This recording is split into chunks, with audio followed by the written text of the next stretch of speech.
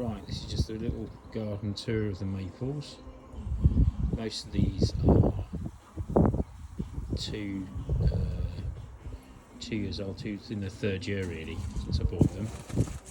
So this is Sangukaku. Very nice in winter because of the coral bark pink colour. Lovely to see the green leaves against it. So winter interest, plus it's really heat tolerant. So everything in this part of the garden will take full sun, as long as they've got plenty of water, which is a sort of common theme really. Quite nice different colours as it leaves out. The new growth is different colours to the rest. This fella down here is a neighbour Shura. So this is a Laceless Maple. Sort of knife weeping kind of habit. It's been grafted fairly high, so it will sort of go up and then weep down. Again, great in full sun. In fact, these, if you don't give them full sun, go a little bit green. So ideal if you haven't got a shady spot. Just to quickly mention, this is a little ginkgo tree, which is a tree that hasn't really changed much in the last 2 million years. Sorry, 200 million years. So that's a little fun little thing really. We'll see how that does. This fella here, Dissectum Syrio. A really nice classic lace leaf. It's actually the only green leaf dissectum that grows up in a sort of tree format. Usually they grow down and weep like this one, but that will grow up to a very fast actually and go to a nice height. Sun tolerant of course again. This one's Shishi Gashira, also known as the lion's mane, so it sort of refers to a mythical Japanese lion, because it turns sort of golden in the autumn and it sort of reminds somebody of a lion's mane in these little pieces. Again, nice to see some detail on the leaves there. Very compact, an unusual tree to say the least, but it's an acer nonetheless. We've got Atropoporium here. These are sold very commonly. Atropoporium just means red-leafed acer basically. So this is not a grafted tree, it's grown from as a seedling. So some of them are actual sort of cultivars, as in they've been grafted onto a rootstock to make a specific tree. This is kind of a bit of a mismatch really, but very nice nonetheless.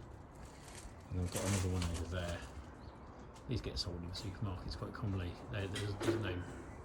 They don't cost much to do, so they're very common and very popular. So they're just seedlings. Quick walk down here.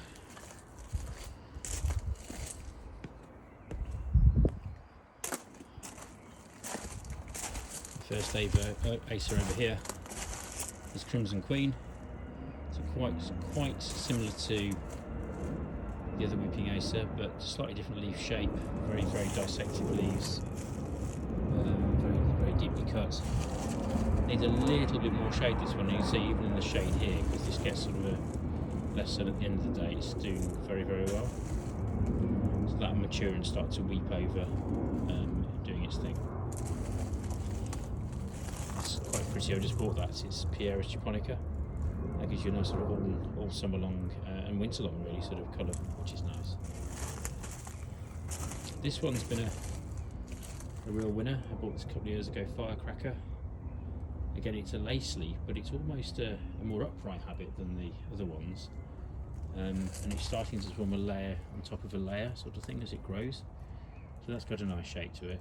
And in the spring and the autumn, it'll have a sort of fire orange kind of colour to it, hence the name.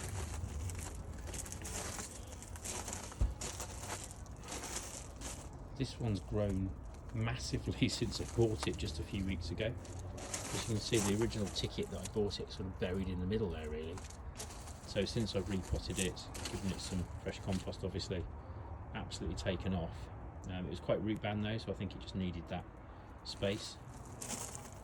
And this one's really quite lovely with its little, it's the only acer I own that's ever tried to produce any seeds. Again, if you cultivate them from seed, you may not get, well, you won't get a copy of the parent plant, you'll get something quite similar, but that's how that kind of works. But that's growing beautifully. It reminds me a little bit of bamboo or something. So when that's big, I don't really like bamboo, funny enough, but that looks will add a bit more interest. This one's a fantastic tree called Jerry Schwartz. Picked this up in it was on sale for sort of half price, 35 quid or something like that. But for the size of it, it's really impressive. You can probably see that lots of colours here. Where it's more shaded in the middle, it goes green, it produces more chlorophyll. But on the end pieces, it's really quite nice and pink as well. So within the same tree, you get quite a lot of colour variation. This was found in America by a guy called Billy Schwartz and named after his daughter. Moving on to another common one called Going Green. So the Corobot Maple we originally saw is great. This is a kind of a green bark to it. So in the winter it's kind of, you can have red interest and then green. As you can see here, nice tree. The new growth is sort of nicely tipped around the edges with little bits of red, and it's much lighter than the existing ones. This year with sort of lots of cloud and sun mixed, has been a really good year for them to grow.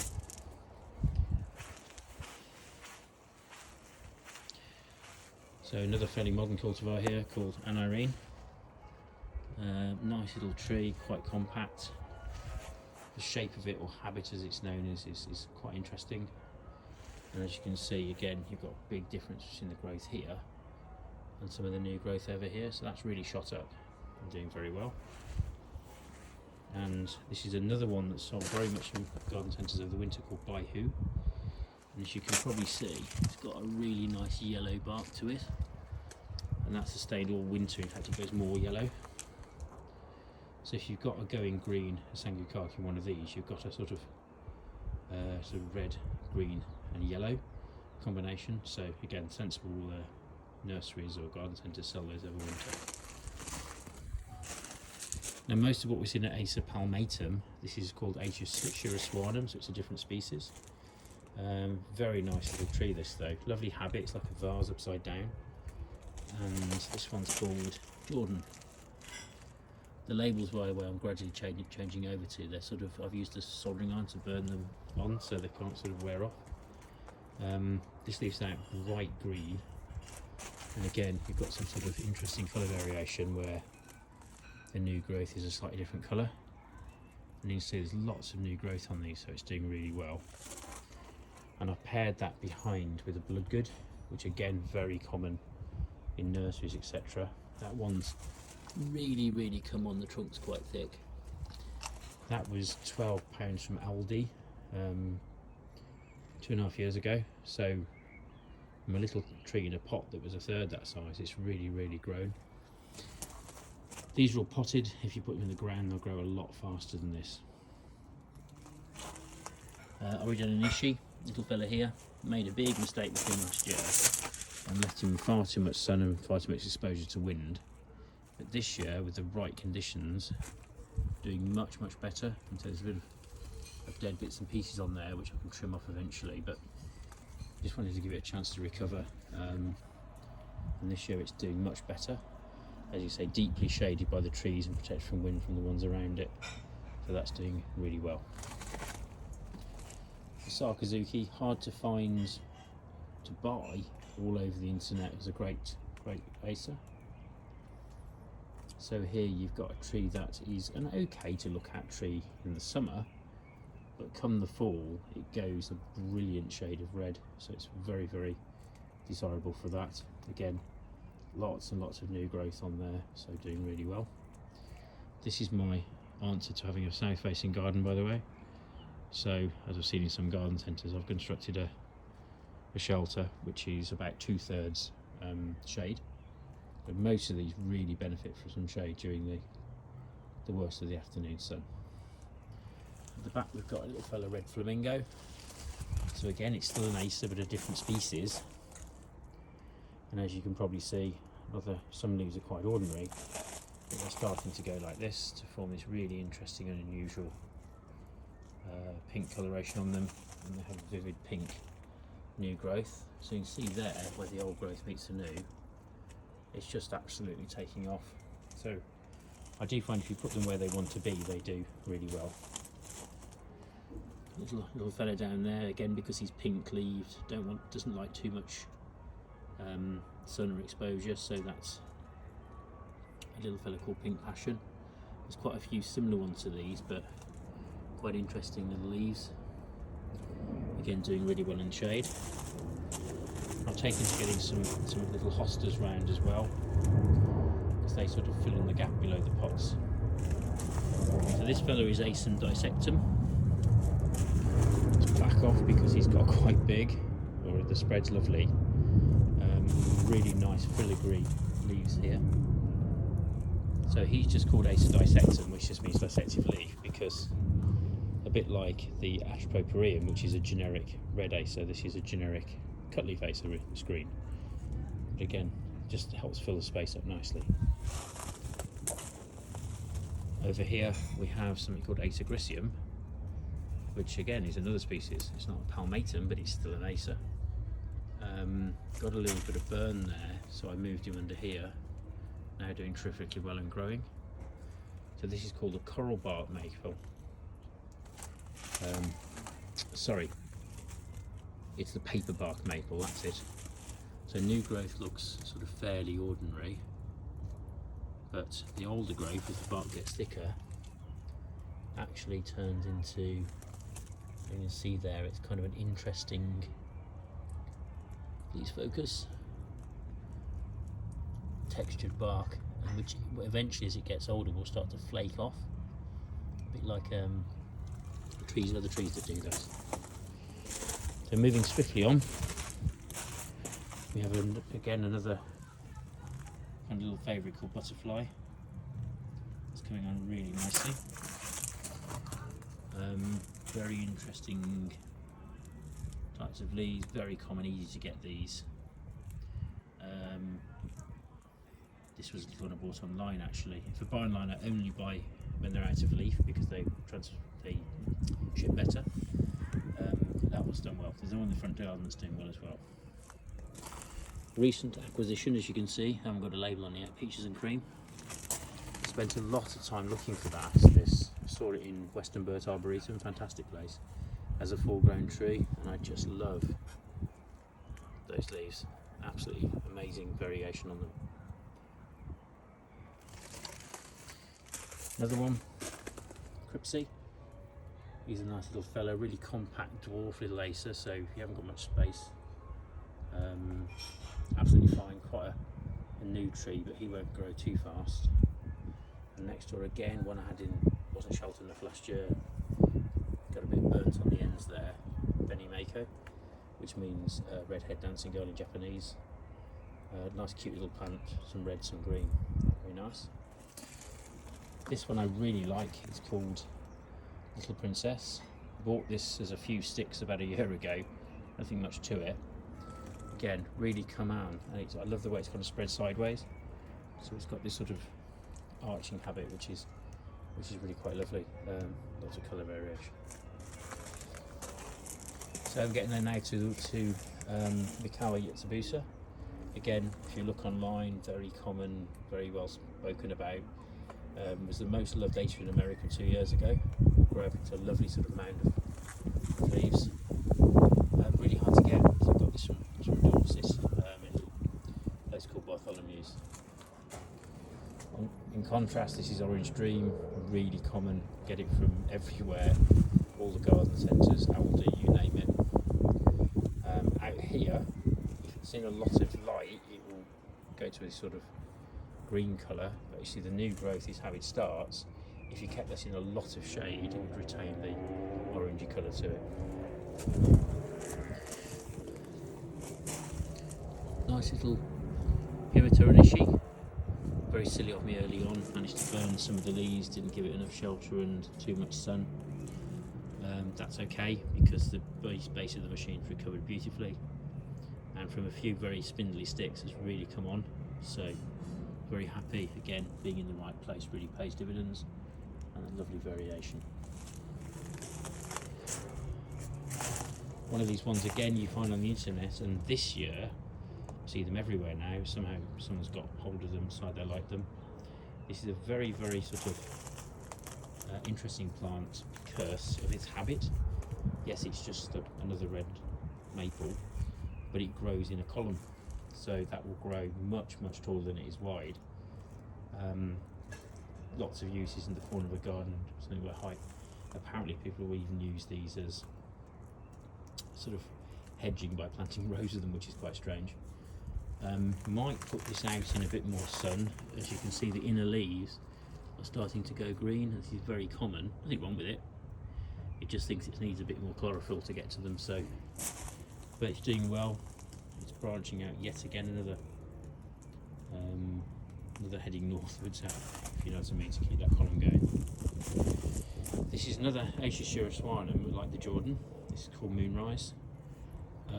These are lovely, really, and I just think they give you something different to all the palmatums.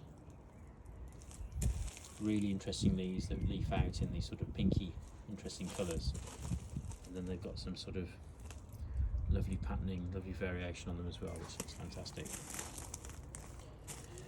Then we come to Trompenberg. Again, another sort of upright red maple. This one is renowned for these really strange little curvy leaves. It's really pretty. There's another one called Staff, which is quite similar to this. So I probably wouldn't collect both of them, but again, it's something rather different. So we've got Mononosato, this one here. Interesting plant, can't quite decide what colour he wants to be, but it's really quite sort of purpley with mixed in with green variegation.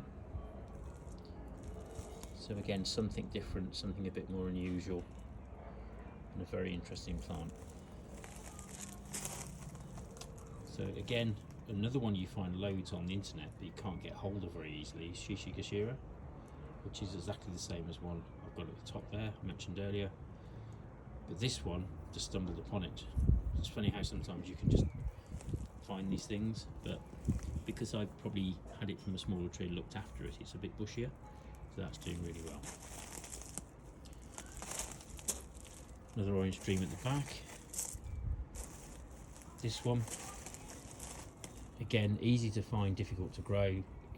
This is an absolute stunner. It's Ukugumo, which means floating clouds. Lovely tree, cost me 30 quid I think, but for a tree this advanced, for this kind of looked after this well, kind of don't mind paying that, I suppose. A bit naughty, but there we go. But as you can see, very little chlorophyll in there whatsoever, very delicate, so needs a lot of protection from the sun. Another bloodgood at the side. Katsura, I have to step back a bit because she's grown so much, but a lovely plant, Katsura. Leaves that very early though, so ideally in a pot you can maybe bring indoors and protect a little bit from the frost. You know when your maple's about to leaf out because Katsura is the first one to go. But lovely upright tree, nice colour variation, nice bark colour. Again, really commonly available. And look at the giveaway here. There she is. What's that? £10.99. Fantastic value for money. So, not far to go now. We have another Atropoporium. It's a bit of a sort of generic does it all thing. I'll put it there. It's in too much wind actually.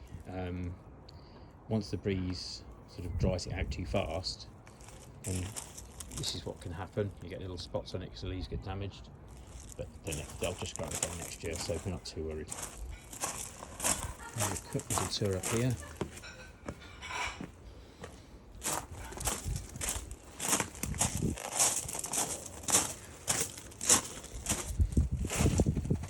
Dissected filigree. I need to stake that up a bit better where it's blowing around there. But again, it's a bit like dissected Syria actually. Very, very fine leaf, blue maple, which is lovely. And last but not least, this is red wine, which is a very modern sort of cultivar that's been found recently. But absolutely lovely leaves. Very, very nice. Very confusing because it was supposed to be a dwarf tree, and it's supposed to grow to this height in about 10 years. So it seems to have done it in 1 year, but at the moment it seems to be spending most of its time trying to consolidate itself. So I fancy it's sort of grown too fast. Maybe there's too much nitrogen or compost in the soil that they put it in last year. So it's grown like billio. So you get these strange little tufts, but it's quite nice in its own way. Again, it's got that upright habit, which is quite pleasant. I'll just show you one more thing. This is an orange stream like the ones out the back, because it's at the side of the house. It's retained much more of its coloration, so the oranginess has lasted longer because it's in shade for a big part of the day.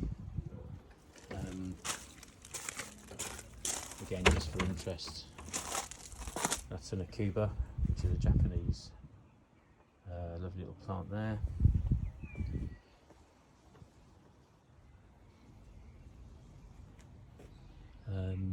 That's Euonymus, which is again growing really well, sort of sprouting at the top. This hosta was basically nothing 2 weeks ago and has suddenly sprung up from nowhere. A little butterfly there as well. One or two like-minded things. I do like hostas actually, but I've had to put some slug pellets down because they're starting to get at the leaves. And then we have another Pieris at the front. This is Skimia, which produces nice little red berries and is growing really well. And just to decorate the front, a little view there, conifers just need tons of watering. A couple of hydrangeas which are coming up nicely. Again, I've got to put some pellets down. This is what slugs do to these plants. These are Pinnacle Hydrangeas, they should come on. Got dried out, a bit annoyed with myself there, but they do take an awful lot of watering. I didn't quite give it enough. I think it's a bit sheltered by the house. And finally, got a Shana in the distance, which actually's got rather wind burnt for the frost that we had, because it was just exposed too much. So it'll survive, but I'll need to take it out the back and give it some TLC. And there's a Garnet, which is another weeping one, which is absolutely the opposite. It's done really well, so you never can tell. There's a conifer, little bits and pieces.